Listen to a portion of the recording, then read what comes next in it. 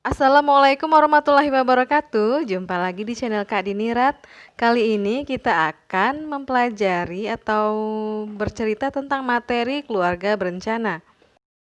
Di mana materi keluarga berencana akan masuk soal SKB sebagai kisi-kisi dari Menpan RB. Hai kamu. Jangan lupa subscribe sekarang, karena kalau nggak subscribe, Kak Dini ambil semua makanan kamu. Karena subscribe dari kamu, energi Kak Dini buat bikin video lagi. Pelayanan KB merupakan salah satu strategi untuk mendukung percepatan penurunan angka kematian ibu atau AKI melalui 1. Mengatur waktu, jarak, dan jumlah kehamilan. 2. Mencegah atau memperkecil kemungkinan seorang perempuan hamil mengalami komplikasi yang membahayakan jiwa atau janin selama kehamilan, persalinan, dan nifas. 3. Mencegah atau memperkecil terjadinya kematian pada seorang perempuan yang mengalami komplikasi selama kehamilan, persalinan, dan nifas. Peranan KB sangat diperlukan untuk mencegah kehamilan yang tidak diinginkan, unsafe abortion, dan komplikasi yang pada akhirnya dapat mencegah kematian ibu. Keluarga berencana merupakan hal yang sangat strategis untuk mencegah kehamilan 4 terlalu, yaitu terlalu muda, terlalu tua, terlalu sering, dan terlalu banyak. Peraturan Menteri Kesehatan Republik Indonesia Nomor 75 Tahun 2014 tentang Pusat Kesehatan Masyarakat, upaya yang diselenggarakan di Puskesmas terdiri dari upaya kesehatan masyarakat esensial dan upaya kesehatan masyarakat pengembangan. Pelayanan keluarga berencana merupakan salah satu dari 5 upaya kesehatan masyarakat esensial, yaitu yang pertama, pelayanan promosi kesehatan. Kedua, pelayanan kesehatan lingkungan. Ketiga, pelayanan kesehatan ibu, anak, dan keluarga berencana. Yang keempat, pelayanan gizi. Yang kelima, pelayanan pencegahan dan pengendalian penyakit. Peraturan Menteri Kesehatan Nomor 56 Tahun 2014 tentang klasifikasi dan perizinan rumah sakit. Pelayanan KB merupakan pelayanan medik umum yang harus ada di rumah sakit. Jadi wajib ada di rumah sakit pelayanan KB. Dapat disimpulkan pelayanan KB merupakan yang pertama, upaya kesehatan masyarakat esensial puskesmas dan pelayanan medik umum di rumah sakit. Yang kedua, upaya pengaturan kehamilan bagi pasangan usia subur untuk membentuk generasi penerus yang sehat dan cerdas. Yang ketiga, upaya pencegahan kehamilan yang tidak diinginkan. Yang keempat, memenuhi hak reproduksi klien. Pelayanan keberlanjutan atau continuum of care dalam pelayanan KB meliputi yang pertama, pendidikan kesehatan reproduksi pada remaja. Yang kedua, konseling WUS atau calon pengantin, konseling KB pada ibu hamil atau promosi KB pasca persalinan. Yang ketiga, pelayanan KB pasca persalinan dan pelayanan KB interval. Sesuai dengan rencana aksi nasional pelayanan KB 2014 sampai 2015, salah satu strateginya adalah peningkatan ketersediaan, keterjangkauan, dan kualitas pelayanan KB melalui pelayanan komunikasi, informasi, dan edukasi atau KIE, dan konseling secara sistematis dengan salah satu program utama adalah memastikan seluruh penduduk mampu menjangkau dan mendapatkan pelayanan KB.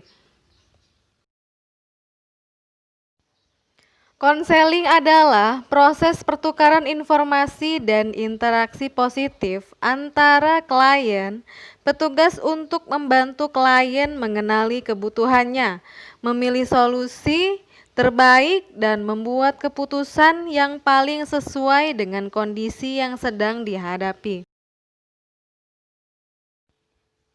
Untuk meningkatkan keberhasilan konseling KB dapat digunakan media, KIE, komunikasi informasi dan edukasi, dengan menggunakan lembar balik alat bantu pengambilan keputusan atau ABPK, KB konseling KB dapat dilaksanakan bagi wanita dan pasangan usia subur, ibu hamil, ibu bersalin, dan ibu nifas.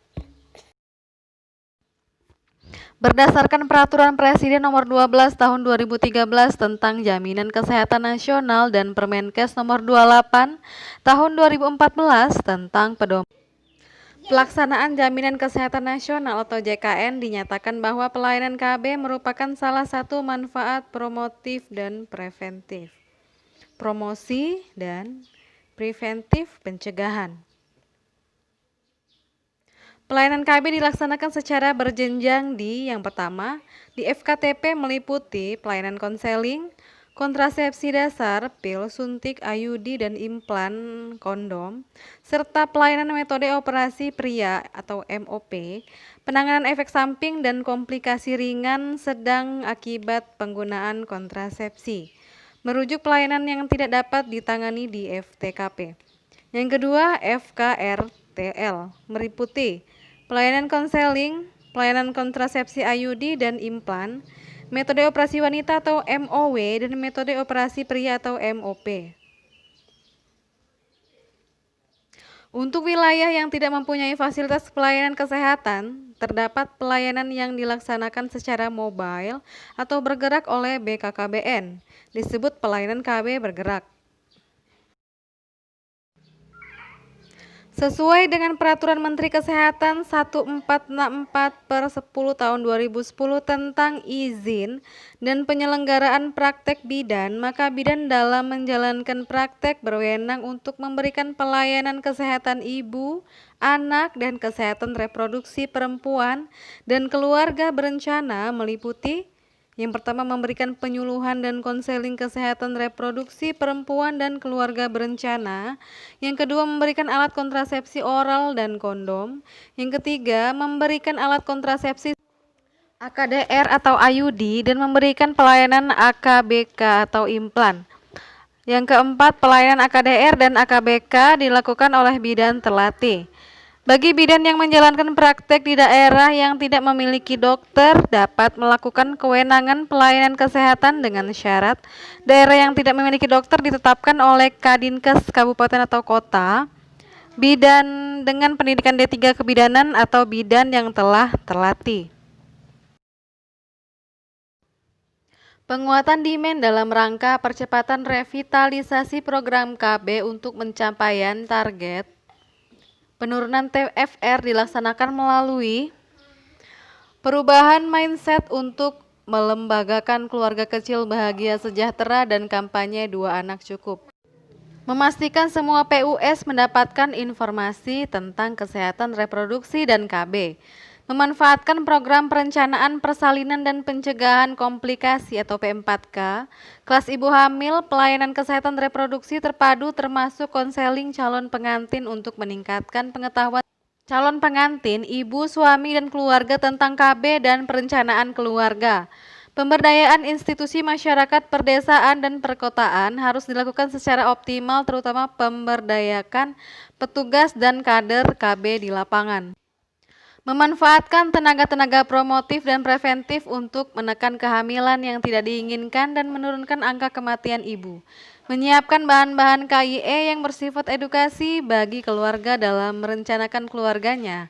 Mempromosikan pesan pencegahan kehamilan 4 terlalu dan penggunaan metode kontrasepsi jangka panjang atau MKJP. Pembinaan remaja melalui pelayanan kesehatan peduli remaja atau PKPR, usaha kesehatan sekolah atau UKS, dan generasi berencana atau genre. Pembinaan kelompok-kelompok KB yang tergabung dalam Bina Keluarga Balita, Bina Keluarga Remaja, dan Bina Keluarga Lansia. Pendekatan kepada organisasi non-pemerintah, LSM, swasta, dan asosiasi-asosiasi serta organisasi profesi. Oke, itu saja materi tentang KB kita hari ini. Semoga di antara materi ini ada yang masuk ya di soal SKB kalian. Terima kasih. Jangan lupa subscribe, like, bunyikan loncengnya, dan share. Terima kasih.